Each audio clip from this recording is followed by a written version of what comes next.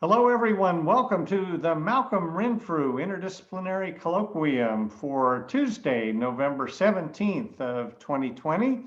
My name is Kenton Bird, and it's my honor to coordinate this series now in its 20th year.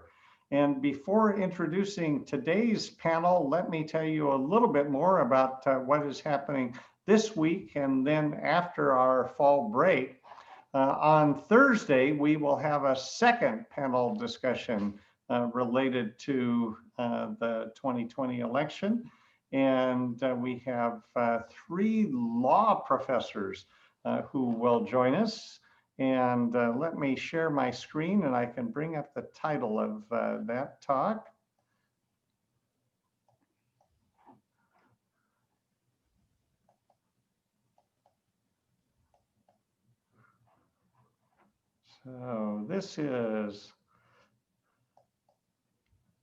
So on Thursday, we will look at election law and litigation, strict construction or serious confusion. And that was suggested by one of our panelists, and hope that you can join us for that, because today we're going to be looking more at historical and political dimensions of the election results, but on Thursday, maybe focusing on some of the lawsuits and calls for recounts and the false claims of fraud being made by President Trump and some of his allies.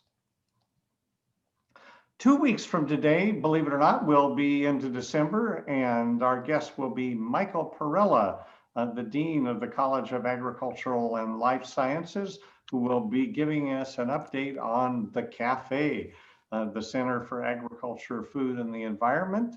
And those of you who may be familiar with that project, this is the architect's conception of what that building in the Magic Valley of Southern Idaho will look like.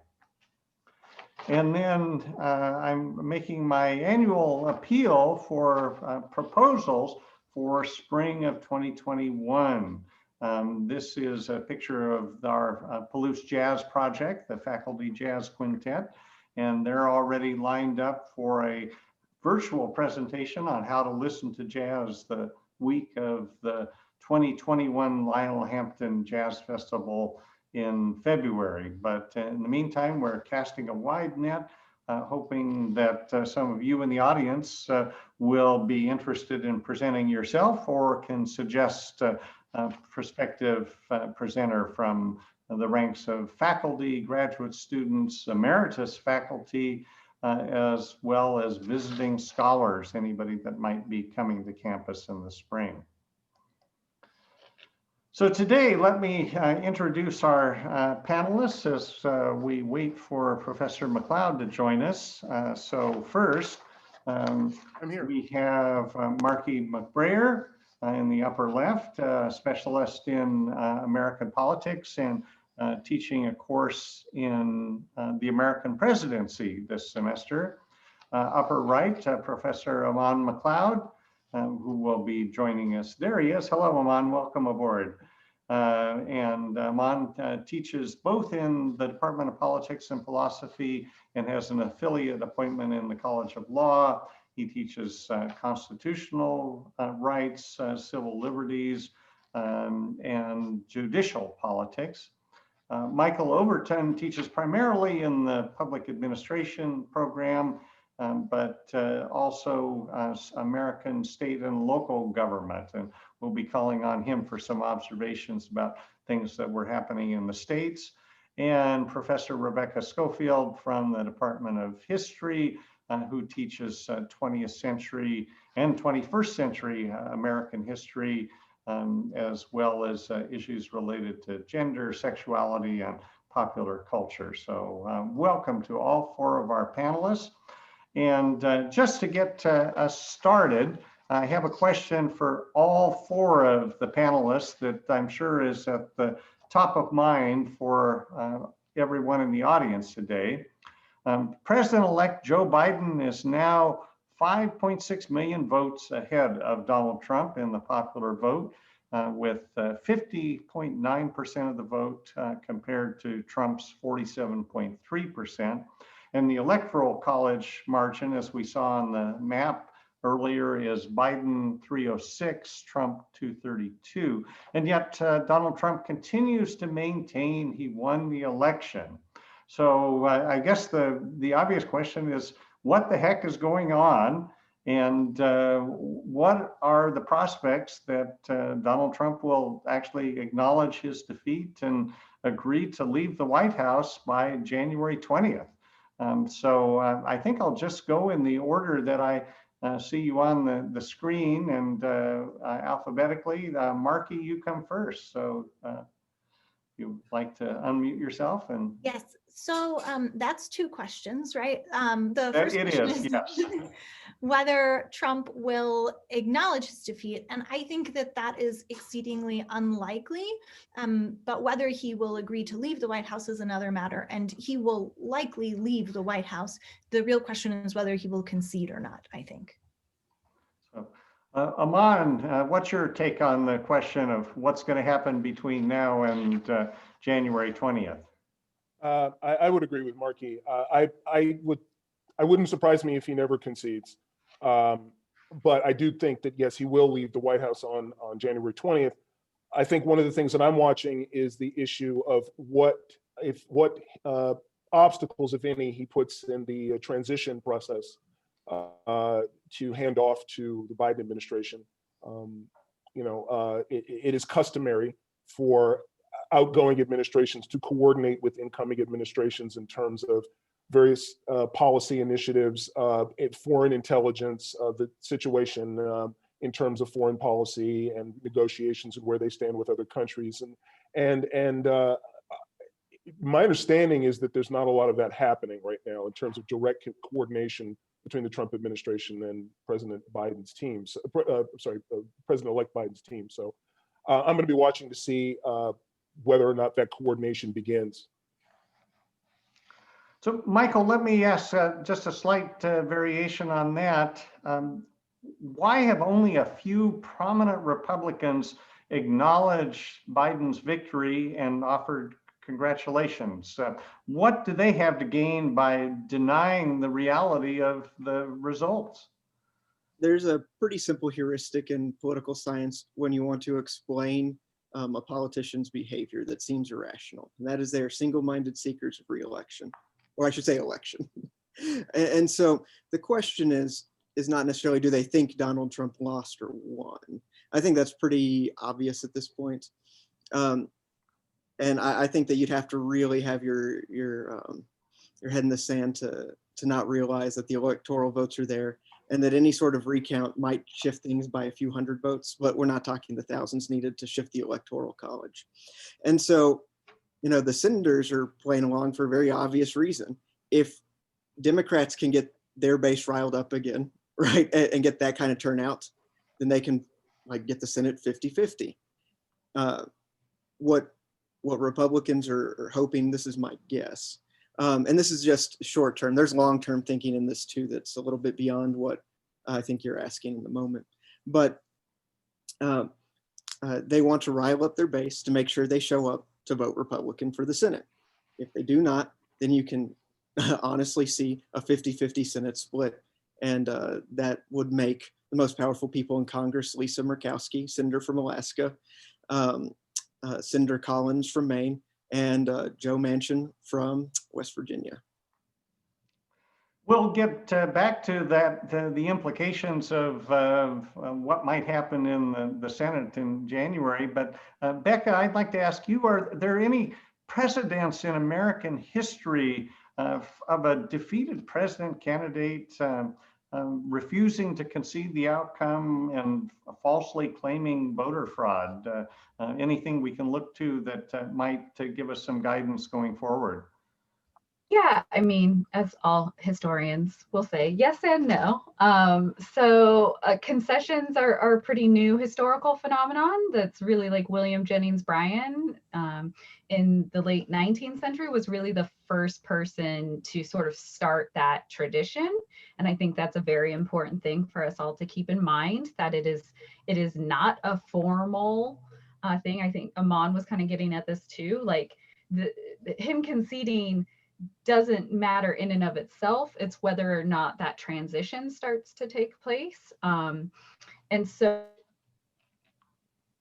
there have been not many since William Jennings Bryan who, refused to concede, or they would concede on the radio but not send like a personal message to their successor.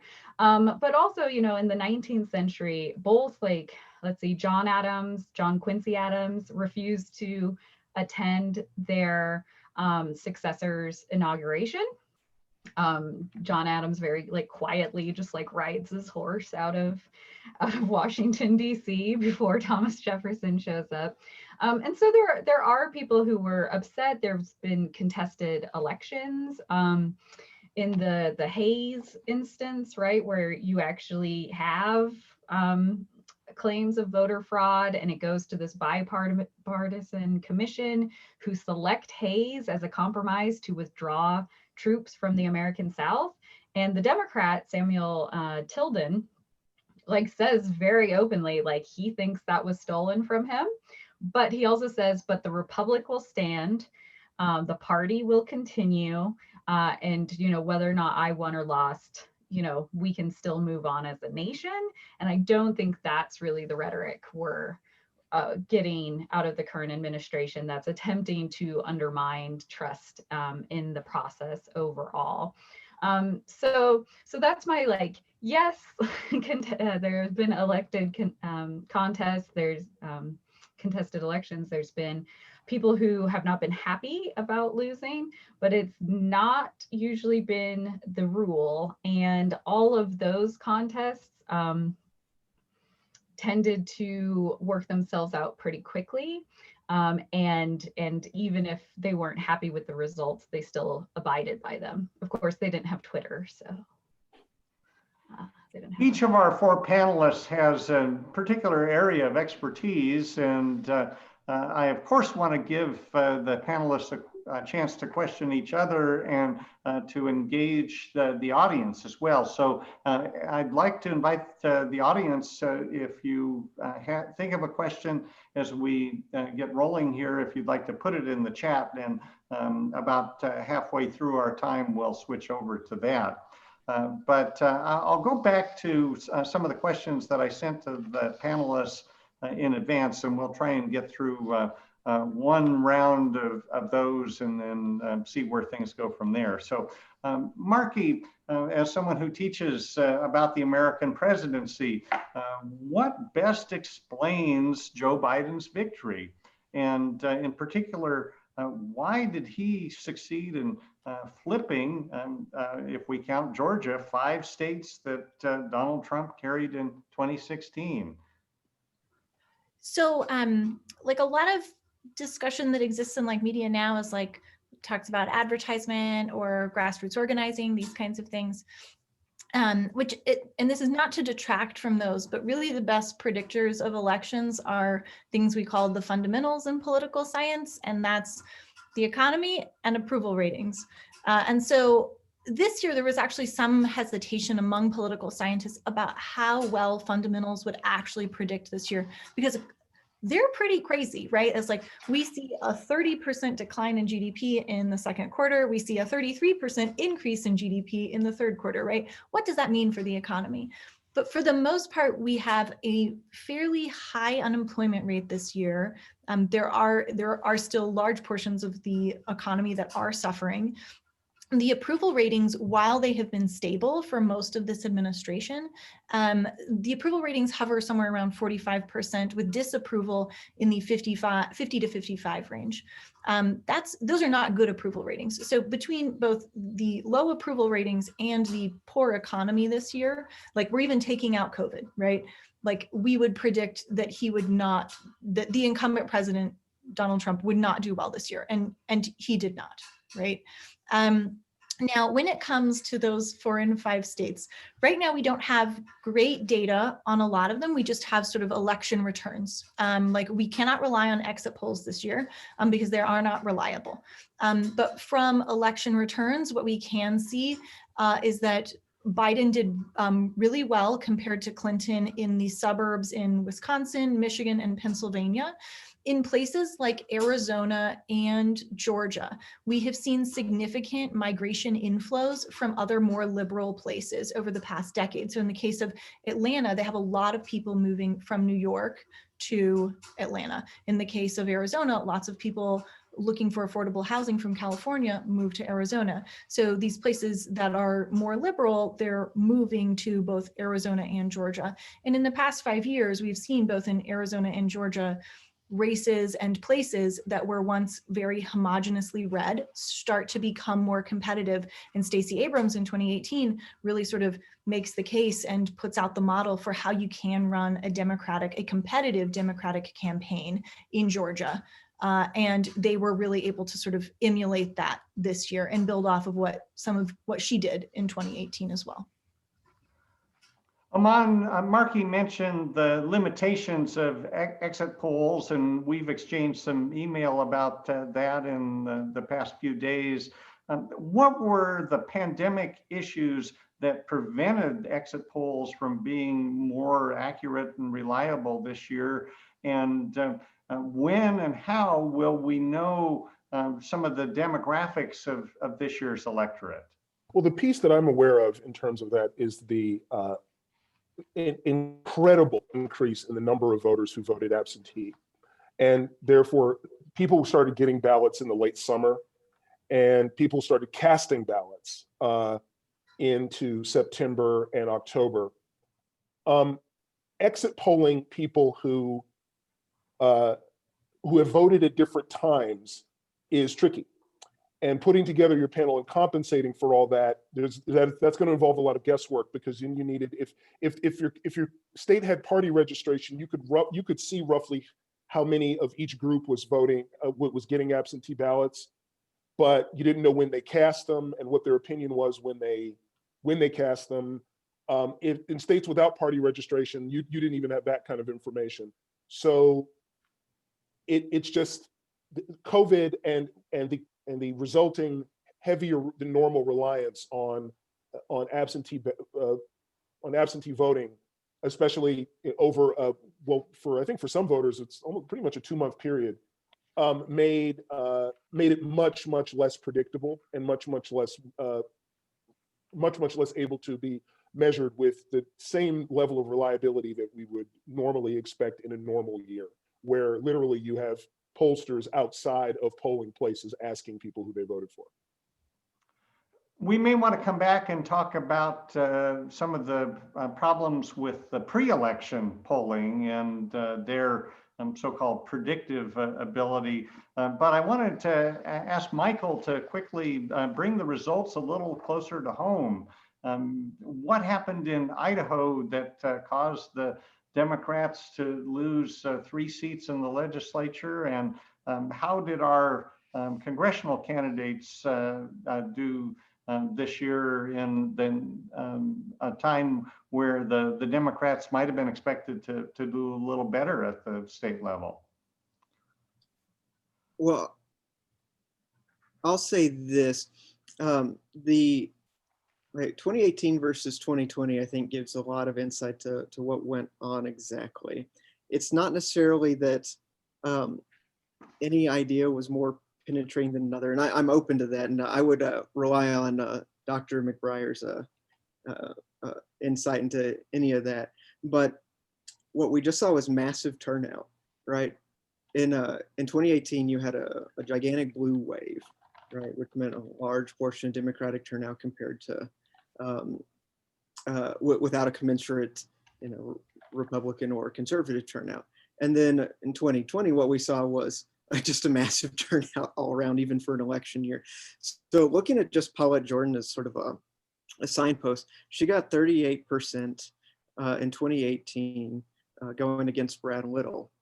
And she, in her run in 2020 for Senate, got 50,000 more votes and got 5% smaller vote share. She got 33% compared to Reich. So we're talking Brad Little getting something a little under 400,000 votes, and then Senator Reich getting something well over 500,000 votes. And so what we're seeing is just a massive turnout on the margins.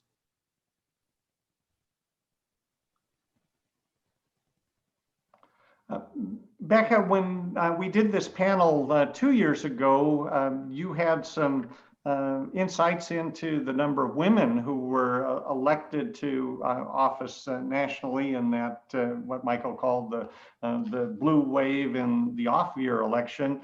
How did women do this year in either congressional or statewide offices or legislative races? Any insights there? Yeah, I mean, so my sort of personal take on this is, you know, we still only make up 26% of Congress. So like when we start nearing parity, I will get like a little bit more excited. And there's been a lot of excitement around, or I don't know, excitement on both sides in terms of like upset and also genuine excitement about Republican women. But I think that conversation really needs to be framed in that in Congress, Republicans are going from, I think it's like 22 seats that are women to 36, whereas Democrats are still around, you know, just over 100, I think like 105. Or is 105 just the Senate? No, that's not right. Sorry, numbers. I'm a historian. We don't care that much. You can Google that. I kid mostly. Anyways, no, 105. So I mean, there's still far more Democratic women representatives and at the congressional level than there are on the Republican side, and also in terms of women of color. You know, women of color on the Democratic side make up something like 49 of that 105, whereas they went from 1 Republican to now 5 Republican women of color. So percentage wise, sure, there's an increase. And like, is that better than most of the 20th century? Yeah. But again, I'll maintain my, like, we will probably see a large anti-feminist backlash, and it will take another 500 years to reach parity. And I think it's also important to think about the sort of competitiveness of Republican women within a historical context, because if we look at the 20th century, right, like the biggest architects of the Republican Party in that kind of cultural front, right, and sort of electing to have anti-choice, anti-LGBTQ, anti-ERA, all of those people are women, right? It's like Phyllis Schlafly are the architects of sort of anti-feminism. So it makes sense now that we are a generation beyond, you know, young women have been raised in the sort of like post-gender era where they're still told, you know, you can do whatever you want. And look, there's lots of conservative women pundits. And then with the added layer, of course, of QAnon and women taking on the sort of maternalist rhetoric of like saving the children. It tracks, it makes sense. But, you know, I'll get more excited later. A quick follow-up for Becca and also for Markie. Are we likely to see increased visibility for women in the Biden-Harris cabinet? So I'm going to say yes, and I'll let Markie follow up with that. And anyone in particular that might be on a short list for a cabinet seat that we should be watching for? Oh, yeah. So I was also going to go with yes. Obviously, like you can even see under Obama, he had quite the eye for how to diversify his cabinet along both racial, ethnic, and gender lines. And I wouldn't be surprised. Kenton, something you should know about me is that I'm terrible at names. So to say like, here is a person we should look out for. But yes, like obviously there had been some discussion of like, oh, we could put Elizabeth Warren in the cabinet. That is risky though, right? Like in the sense that if he chooses someone from a state with a Republican governor, which Massachusetts does have a Republican governor, they will likely appoint a Republican to replace her seat in the Senate, right? And so like there's a lot of discussion like, oh, she will get a seat or she will get a position in the cabinet. I don't think that's necessarily true. So if he does appoint women to his cabinet, which he will, it will likely be from places that are not, that will work his way in the Senate, right? If that makes sense. We're about halfway through our time. Aman, yes, please. Yeah, well, somebody that's being talked about a lot for Biden's Secretary of Defense is Michelle Flournoy. That would be historic because there's never been a woman who's Secretary of Defense. They've had every other, I guess you could say, high profile cabinet post except that. And a lot of people are talking about her as a very viable candidate. And I do think that Markie is right in terms of like we even see this with sort of the transition team has already, you know, like 50% are people of color and women. And then also just in terms of, I think we're actually going to end up with a lot of people whose names we're not that familiar with. One, because of or the general public, like me, maybe political scientists will know more. But, you know, there's, I think both his long tenure within government and his relationships, and then also just making sure that that there isn't any issues with governors reappointing people, because I think even if it's in a Democratic state with the Democratic governor, you're still putting someone into a position they were not elected to, and that makes them vulnerable in the next round. So I think that there won't be many Warrens. I think there'll be people who are very well acquainted with government and very experienced. And I think there will be more. So we've got a follow-up question in the chat from Cassidy. She writes, I don't think Warren will get in because of the risks that you've mentioned, but are there any women who you are absolutely expecting to see nominated? And Michael, you have anybody in mind? Yeah, well, one of the names that got floated around as soon as it became obvious the Senate wasn't going to have more than 51 Democrats in it was, and I'm going to mispronounce her first name, Lael Brainerd for Treasury. That's a name that's been floated around that would get through a Republican Senate, and so that's one that that I would likely expect to go through. So let's talk. Go ahead, Markie. Did you want to add to that? I do want to say one thing. I think too, Biden stands in like pretty is in contrast to Trump in that like Trump had a very leaky administration. He had a very leaky set of people around him. So we had a really, really good idea of who was going where and who was floated. Biden is a lot more locked when it comes to these kinds of things. He is a bit more secretive about who is being floated.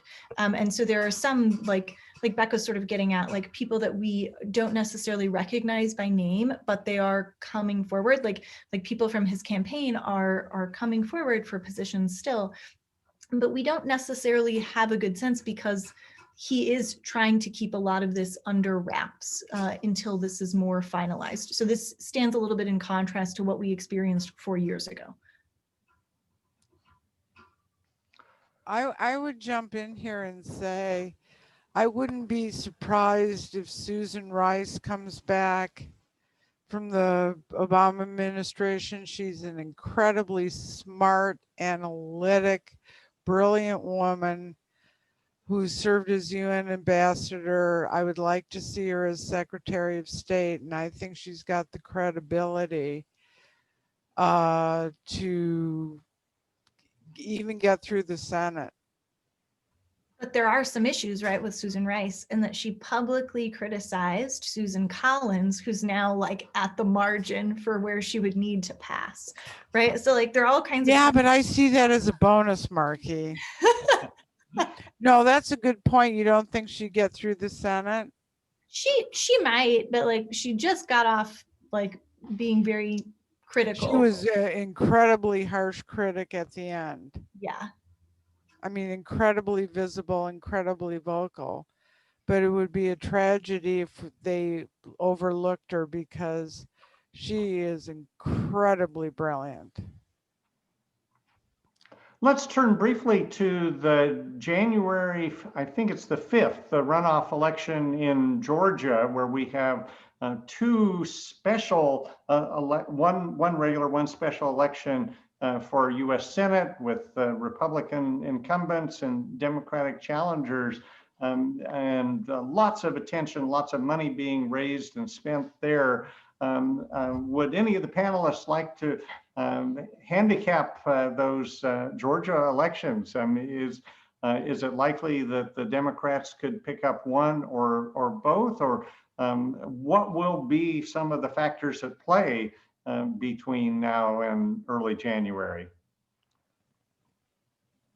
I'll start with some speculation. My favorite thing is to speculate, so this is my my go-to wheelhouse. No, one of the few pollsters and handicappers that got 20 right is predicting whatever happens with the seats. Number one, both will probably go the same direction. It is a small reality where you have one flip and the other doesn't. The other element is that I would say if we see the same exact turnout, likely plus 2 Republican is where I'd start. But the question is, are we going to? Is the and this is where it gets so like question mark heavy, like where there's so much that we just don't know about what's about to happen. This turnout on both sides is, I don't want to say fluky, but it is abnormal for a presidential election. And so how much of that translates and which side's coming out to vote? Are Republican voters dissuaded from coming out because they believe the voting doesn't matter? Does President Trump go and help rile up his base? Do Democrats get the legwork that they need to in? Like, I just don't know whose base is going to turn out, because the things that led to this explosion in the base, which was largely an anti-Trump vote, just they don't seem to be playing out in real time. One thing that I think we did learn from the 2020 election, as we see it now in the Senate vote, is that maybe money doesn't matter as much as we thought, and maybe raw partisan politics at the state level matters far, far more. What is it? Jamie Harrison from South Carolina had the most expensive Senate campaign in the history of United States elections, and he couldn't break the partisan divide at all, and he was a strong candidate from a national perspective, maybe not from a South Carolina perspective, but that's a bit more than beyond me. So the point I'm getting at is that it looks like Georgia Republicans are coming in very strong in terms of money they are raising, but they also are not gathering, how do I want to say this? Not so sure that matters, right? And with Facebook putting a freeze on digital ads, I'm also not sure Democrats have a strong counter to what they were doing. So does the grassroots organizing of Stacey Abrams come through? Does the base riling come through? We really just don't know.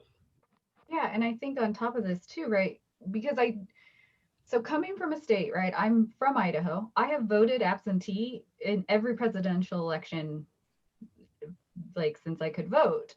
Like I didn't know that wasn't something everybody else had, right? Until it really entered the national conversation.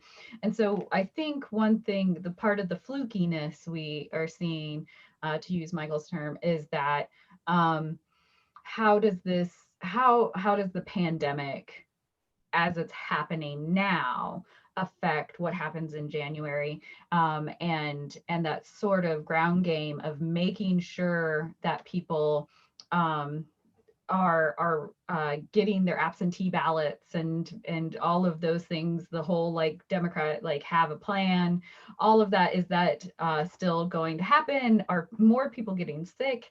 I think all of those questions, and I think what we see is that like when people can vote not on a Tuesday, not standing in line, more people participate, and there's very loud calls to make sure that doesn't happen. Though note that those calls don't happen in a red state like Idaho, where everyone assumes everyone's going to vote the same way, so they don't really have to put effort into specific forms of voter suppression. Yeah, Markie, go ahead. To piggyback off of both Becca and Michael and like talking about electoral processes, like one thing that we don't really know is like Georgia's election processes have really been cast into doubt the past few weeks, particularly among Republicans, right? Like we're doing a hand count, but the hand count won't be the final like certified tally. Like there's probably going to be a Trump recount, all of these things. And I think in some ways we don't know how views of the electoral process are going to affect turnout, right? Like, so everyone is right here in that, like, we don't know what's about to happen in terms of turnout because this year was really unusual, but now we've cast even more doubt on the electoral process. And it may in fact deter some people from voting, particularly Republicans who might see this as a particularly flawed election process. I don't know that, let me be clear, right? But there are different ways that this could go, right? And there's a lot of focus, even national focus. The fact that I know about Georgia's like election processes is unusual, and it's probably particularly acute in Georgia. We've got I think a follow-up question related to what happens in Georgia from Jason Dominguez, who will be one of our panelists on Thursday. And Jason is wondering if Republicans hold on to the Senate by winning one or both of those Georgia seats, what kind of federal judges will President Biden appoint? And Aman, I'll hand that one over to you. I don't know. Well, first of all, it's important to know presidents almost never appoint anybody who's not associated with their political party to the federal bench. So, but by the same token, it's funny. Last year I wrote a paper about this exact thing.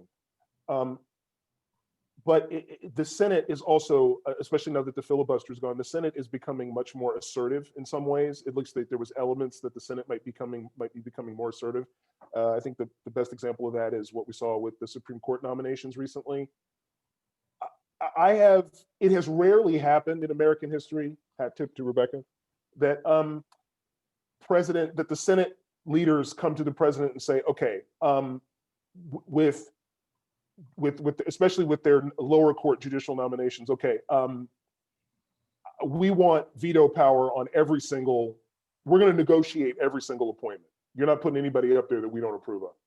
That has rarely happened in American history. It's funny, it did happen basically under John Tyler to a certain extent. Fillmore had a lot of problems, but it happened basically under John Tyler because basically John Tyler was a man without a party.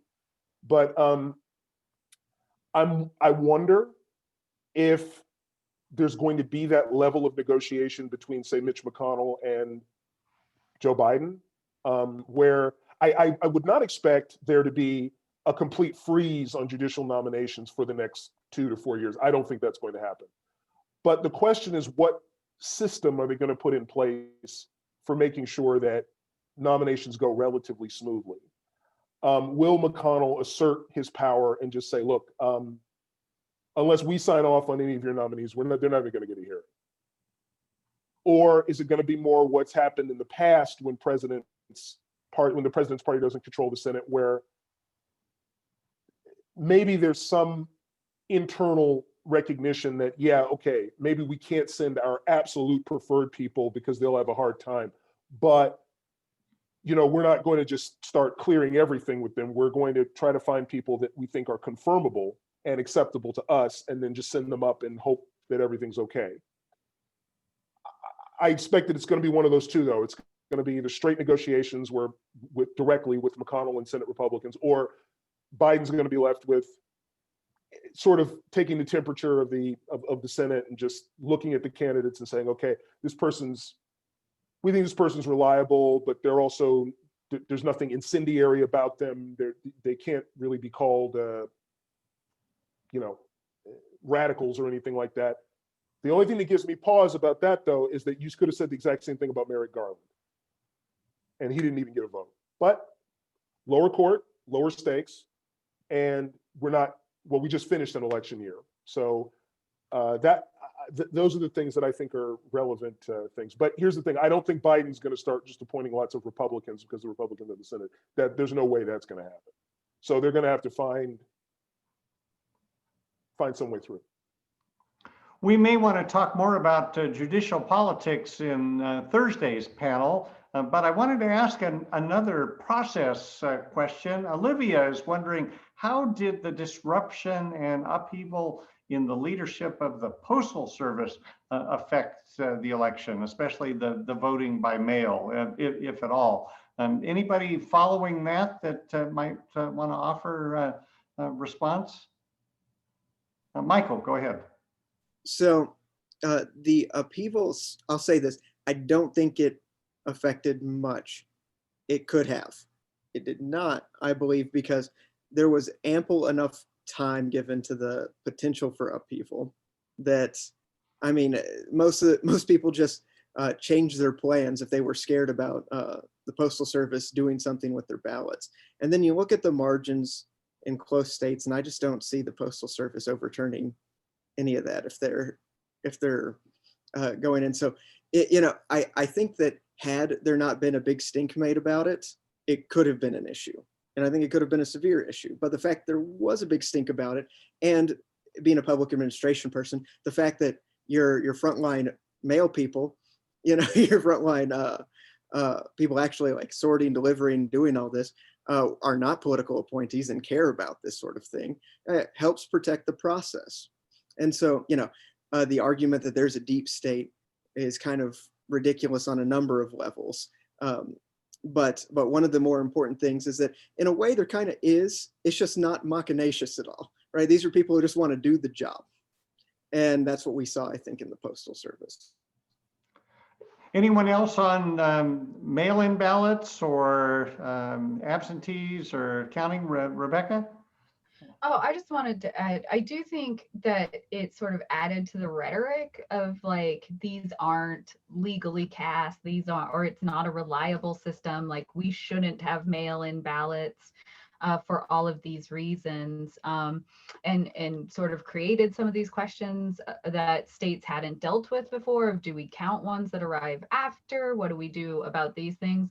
But again, there were many large Western states that have had mail-in voting for a long time, that could be used as like, this actually isn't that big of an issue, but it helped feed that rhetoric to some degree about like, if you watched different coverage of the election, like after it was called on different networks, one would say like, mail-in voting worked great. We expected this whole thing to happen. We expected the Democratic vote to come in late because there are people who take the pandemic seriously and who voted from home. And then there's like, if you flipped the channel to a different channel, it was mail-in voting is a complete disaster. These can't be trusted, all of those sorts of things. So it definitely played into the perception of the election, but I would agree with Michael that it actually didn't affect anything.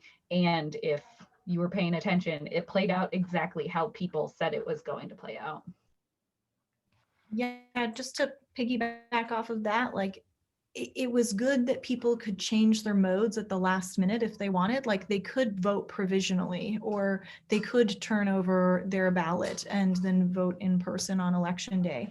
But without those alternative methods, then it could have become problematic, right? Like, and like I think a lot of election law scholars and a lot of political pundits sort of put the alarm out like the week or two before, saying like, if you have not gotten your ballot in, like you need to come up with a new method, right? Markie, let's stick with you because I wanted to talk more about the polling this year. And we all know there were problems with sampling and weighting in the 2016 presidential election that the pollsters promised that they would do better this time around. But how successful were they? And just what were some of the issues that might explain why some of the state level polls as well as the national popular vote were not as accurate as many of us had hoped they would be. So yes, they're wrong again, but they're probably wrong in new ways, everyone. So in 2016, there's like as Kenton is talking about, like we are not weighting correctly, particularly by education. There's also this phenomenon called the shy Trump voter, although it really may be a late breaking, undecided vote for Trump, right? As opposed to necessarily a shy Trump voter. In 2016 though, like pollsters do a good job in learning from what their mistakes are, but really every election cycle is a new set of lessons.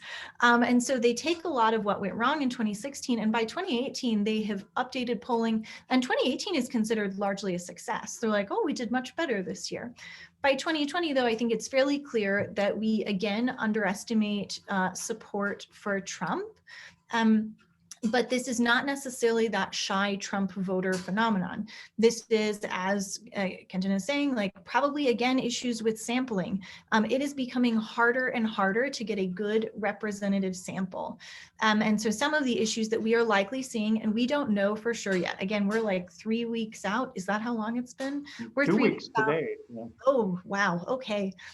So we probably won't know we won't have great data until probably February or March about what specific issues are, but here are a few clues about what went wrong. The first is that Republicans tend to have lower social trust and trust in institutions, and that includes the media and that includes polls. So we would expect that response rates among Republicans are likely a little bit lower than what Democrats are. So moving forward, one of the recommendations might be to then weight by social trust. So we would ask people how much they trust in institutions, how much they volunteer, these kinds of things, and then weight people who have lower social trust more than people with higher levels of social trust. Another issue that we might have faced, particularly this year, is that a lot more people are home. And I'm about to give you a stereotype of Democrats, but maybe Democrats are more cautious. They stayed home more. They were able to work from home more. And therefore, pollsters were able to reach them more easily than Republican voters. So that's one potential issue. The flip side of that is maybe we were able to reach lots of Democrats on those polls. And like using a likely voter screen, they were asked like, how likely are you to vote? Are you planning on voting? And they said yes, but because they were so cautious about the virus on election day that they actually didn't vote, right? So that's one potential issue as well. In terms of like how wrong they are, like normally polls, like if you look at like the long trajectory, they're off by about 3 percentage points. This is looking to be in the realm of 4 percentage points, which is still like in the normal distribution of things, right? Like it's not in a tail, this would be considered a normal level of error. Do we need to do better? Yeah, probably. But we also need to do better at communicating the uncertainty regarding these polls, what the flaws are. And I think a lot of times they're discussed in terms of certainty in the media, but they are not certain, right? There is a margin of error around them.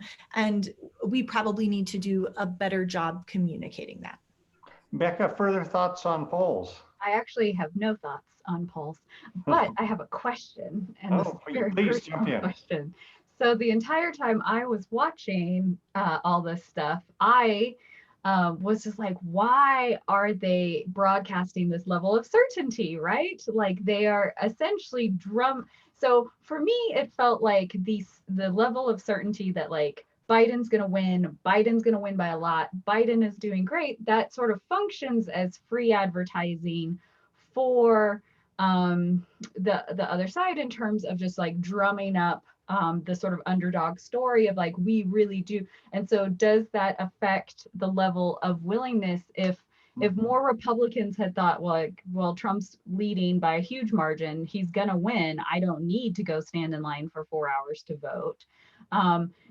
Is there any data or information about how polls and the way in which the media frames them actually help dictate willingness to vote, those sorts of things at all?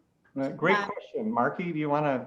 Yeah, so there is some evidence that it had a depressing effect on Democrats in the 2016 election, right? That it, like you can really think about, I don't know how much we all remember from 2016. It feels like a long time ago, doesn't it? But Nate Silver had his projections on 538, and he gave Clinton a 70% chance of winning the election and Trump a 30% chance. I think that's somewhere in the ballpark. People did not interpret that correctly though, right? Like as a regular person, people were like 70-30, that's the margin. And you're like, oh no, that's a probability, right? There's a 70% chance that she wins, a 30% chance that Trump wins. And Nate Silver this year has been far more like responsible and careful in how he puts out his projections. I would not say though that most media companies learned that lesson. No, like I think that Nate Silver learned that lesson, but I don't think that major stations necessarily did. And that could have an effect. And I would add that what a lot of people also don't understand is that when you see projections like that and you see polls, it's a projection of who's going to win the election, but not the margin, not the popular vote margin, not the electoral margin, and not a specific state. And so because I guess I can't stop having the knowledge that I have as a political scientist, I hear this narrative sometimes the polls got it wrong. And I'm like, well, but it was with the margin of error in Florida. It was within the margin of error in Iowa. Why is everybody freaking out? This was not, I saw this thing from this one thing where, it showed the states that were leaning Biden and leaning Trump. Trump got like one or two of the ones that were leaning towards Biden. Biden got a couple of the ones that were leaning towards Trump, which you would expect. So I guess I don't quite understand the polls got it wrong narrative, but I hear it all the time. I don't, yeah. Yeah, one thing to add is that the margins were particularly bad this year. The prediction was right, but the margins were bad. I want to just add one thing to Rebecca's statement. Like you asked, what effect did those polls possibly have on Trump voters? And based on, and this is all anecdotal what I'm about to say, so take it with a grain of salt. But based on the reactions of Biden's victory, I would assume that Trump voters did not actually think the polls were right. I think the Senate thought the polls were right. If you look at Senate Republicans, they were very responsive, like they were about to lose a huge margin. But the average voter, no, I don't think it made a difference. So I think so I don't understand polls or really numbers. So for me, watching the sort of lead up, I was just like, okay, actually I wasn't, because I'm a really big skeptic and I'm just like, I don't trust anybody. Don't tell me things. So I wasn't that trusting, but definitely a lot of like my family members were like, don't worry, like this is everybody's, they got the numbers and they are telling us 100% like this is in the bag. And I was like, I don't think polls work that way, but I can't tell you how polls work. So I wasn't much help to them. So yeah, I was really curious about that. So thank you. I do think that there's one more interesting implication of these polls, though, is that internal polls that the candidates that did themselves were also incorrect. Like all of them were wrong this year. And it also affected campaigning, right? If you're projected to lose a state, right, why go visit there, right? So like Trump was way behind in Wisconsin, then why go to Wisconsin, right? Like what's the point? It turns out that margin was actually a lot closer than we all thought. So he could have campaigned there and potentially bumped that margin up a little bit more and made it more competitive. And I think that that's one really interesting story here, is that these polls, which were off, affected the campaign strategies of these candidates, and it likely affected the outcomes in some ways. we may want to revisit this topic in February when we've got some more detailed data on the nature of the electorate and the reasons why people voted a certain way. Kurt has put an excellent comment plus a question in the chat. And Kurt, I'm hoping you can join us on Thursday, because I'd like to put that to our panel of legal experts. And Nancy has offered some interesting speculation about cabinet appointments. And I would love to get into that, but I don't think we have time, because I want to go back to the four panelists and ask each, what surprised you about this election? Was there any state race or congressional race that surprised you that you weren't expecting, something that sort of defied both the punsters and the pollsters and the pundits, that is, if not that, maybe something that just sort of reinforced what you were already expecting to happen. So anybody want to take a stab at that? Rebecca, go ahead and start. Well, I will just say, like, I'm actually very surprised Biden won because of just where I'm from and a lot of things that enter my worldview. Just going to my parents' hometown and counting the number of Trump flags on like a single street was very like, yeah, I think this is going to be a very competitive race at the very least. But also, I was actually surprised by our local splits. And I think Michael kind of hit it on the head with just higher turnout in general, and that any of that sort of extra Democratic rage that drove people to the polls this year was matched actually in a lot of ways by a similar driving force for Republicans. And so I thought it was very interesting to see the returns for Latah County and how, you know, there was a couple of seats for our state congressional districts that I was very surprised, and particularly with the sort of margins, people I would have expected to do better in Latah County had only won Latah by a very, very narrow margin, and then wasn't able to hold that margin because of Benoit. So like Dulce and people.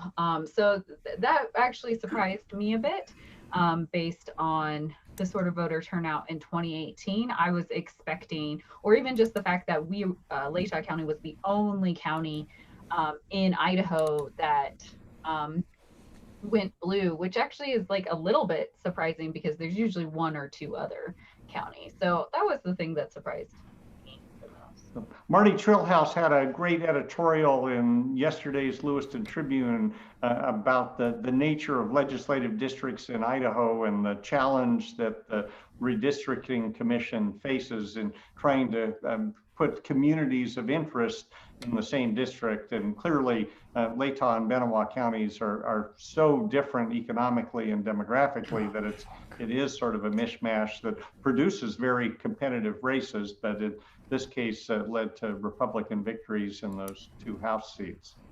So other surprises, Aman or Michael, go ahead.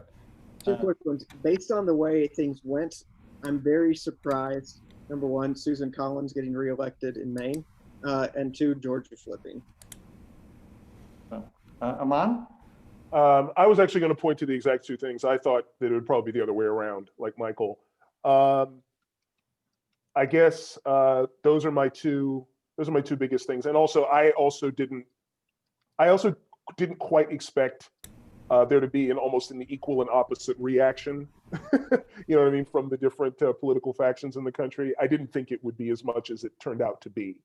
And so that was something that was pretty surprising. I would just simply add though, Rebecca, Biden won Blaine County, where he also won a little county out, the one that is right next to Sun Valley, and I'm sorry, that's right next to Teton. Yeah, he won Teton County. So he, I believe he won 3. And the thing that I was looking out for, just because I was curious to see how he was going to do in Ada. and I believe he got like 45 in Ada, something like that. I thought maybe he might flip Ada County, maybe. Didn't quite do it, but I think if anybody has information, 46 point, if anybody has any information about this, is Ada bluing out very slowly?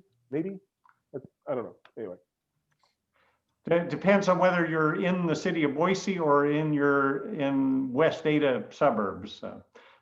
Markie, any surprises you wanted to note?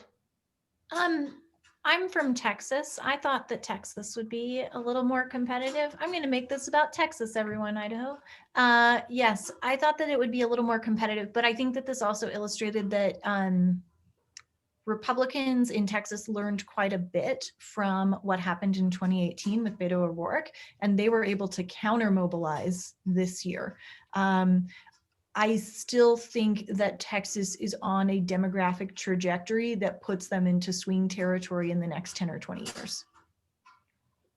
Can I just add that this didn't surprise me, but this is just, I think, interesting.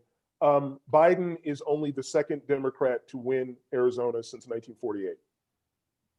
It didn't even go for Johnson in the 64 landslide. And Clinton won it, I believe, in 96, but with a plurality of the vote. So I'm just saying, I think that's interesting. Yeah. This has been a terrific discussion. Thank you, all four of our panelists. And I hope that you'll come back on Thursday to ask questions of our legal experts, Jason Dominguez and Benjamin Cover from the U of I College of Law, Rebecca Green coming to us from Virginia from the William and Mary College of Law. That'll be at 12:30. It'll be the same Zoom meeting as we use for the regular Renfrew colloquium. And I know it's a little odd to do it on a Thursday, but I gave us an opportunity to hear from multiple perspectives in the same week. So before we say goodbye for today, I'd like to invite the audience, if you would like to turn on your cameras so the audience can see your moving faces rather than your still faces. And if you could offer a silent round of applause or a hand in the Zoom. It's always terrific to see our regular Renfrew attendees join us for this panel. This has been recorded today, and that recording will be up on our YouTube channel probably by this time tomorrow. So if you would like to go back and hear it again or share that link with other people, that will be available. Again, thank you.